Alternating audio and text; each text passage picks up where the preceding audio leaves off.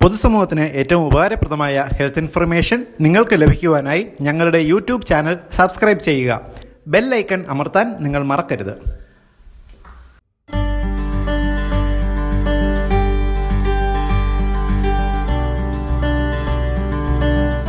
സ്ത്രീകളെ സംബന്ധിച്ചിടത്തോളം പ്രധാനപ്പെട്ട ഒരു കാര്യമാണ് പ്രസവ സംബന്ധമായ കാര്യങ്ങൾ.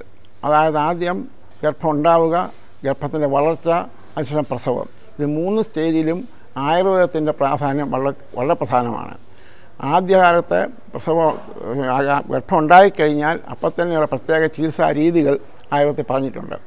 അത് മഹാധന്വന്തരം അല്ലെങ്കിൽ ഗർഭരക്ഷ എന്നുള്ള ഗുളികയും അതുപോലെ പ്രത്യേക രീതിയിലുള്ള ചില യോഗങ്ങളും ഗർഭകാലത്ത് കഴിച്ചാൽ യാതൊരു പ്രശ്നവുമില്ലാതെ സുഖപ്രസവം ഉണ്ടാകുന്നതാണ്.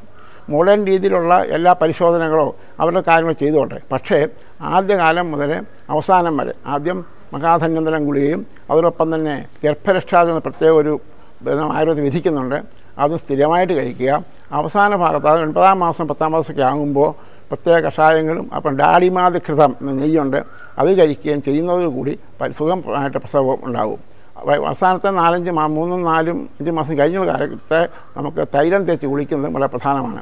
അത് അവസാനത്തെ 3 മാസം പ്രത്യേകിച്ച്. അതിനുശേഷം പ്രസവശേഷം പ്രത്യേക ചികിത്സാ രീതികൾ ആയുർവേദം വിധിക്കുന്നുണ്ട്. കഷായം, ലേഹ്യം, അരിഷ്ടങ്ങൾ പ്രത്യേക രീതി ചികിത്സാ രീതി പറയുന്നുണ്ട്. അത് കൃത്യമായിട്ട് ചെയ്താൽ യാതൊരു രോഗവും ഉണ്ടാകുന്നു. ഇന്ന് ആൾക്കാരുടെ ഇടപെട്ട് തെറ്റിദ്ധാരണ ഉണ്ടാകുന്ന കാര്യമാണ് ഇങ്ങനെ കഴിച്ചാൽ കുട്ടിക്ക് രോഗം ഉണ്ടാകും എന്ന രീതിയിലുള്ള ചില പ്രത്യേക പ്രചരണങ്ങളുണ്ടാവാം. പക്ഷേ അതൊന്നും ശരിയല്ല. അനുഭവത്തിൽ ഇങ്ങനെ ചെയ്യുന്നതുകൊണ്ട് പരിപൂർണമായിട്ട് ഗുണം കിട്ടുന്ന അനുഭവങ്ങൾ ധാരാളം നമുക്കുണ്ട്. പ്രസവശേഷം സ്ത്രീക്ക് പ്രത്യേകമുള്ള ആദ്യം കഷായം, പിന്നെ അരിഷ്ടം, പിന്നെ ലേഹ്യം എന്ന ക്രമത്തിലാണ് അതിൻ്റെ ചികിത്സ വിധിക്കുന്നത്.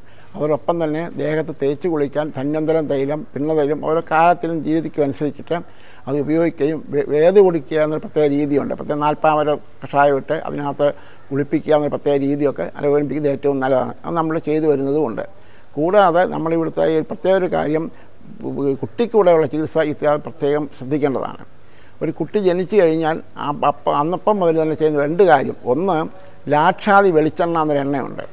അത് കുട്ടികൾ ജനിക്കും മുതലേ തേച്ച് കുളിച്ചാൽ ഈ ജലദോഷമോ പനിയോ ശ്വാസം മുട്ടോ ഇങ്ങനെ അസുഖമൊന്നും ഉണ്ടാവാതിരിക്കും. രണ്ടാമതായിട്ട് തേനും വയമ്പും സ്വർണ്ണം കൂടെ ചേർത്ത് കൊടുക്കും. ക്ഷേമ മത്സ്യാക്ഷക സംഘ കൈരയ്യ കനകം വച എന്ന കനകവും വചയും വയമ്പും ചേർത്ത് കൊടുത്താൽ ഒരു വർഷം ലീഡാന്നാണ് പറഞ്ഞത്. 1 വർഷം കഴിച്ചാൽ ബുദ്ധി, ഓർമ്മശക്തി, ആരോഗ്യം ഇതെല്ലാം ഉണ്ടാകുമെന്നാണ്. അത് സ്ഥിരമായിട്ട് ഞങ്ങൾ ചെയ്തിട്ടുണ്ട്, ഇപ്പോഴും ചെയ്തുകൊണ്ടിരിക്കുകയാണ്. നല്ല ഫലം കിട്ടിയിട്ടുമുണ്ട്.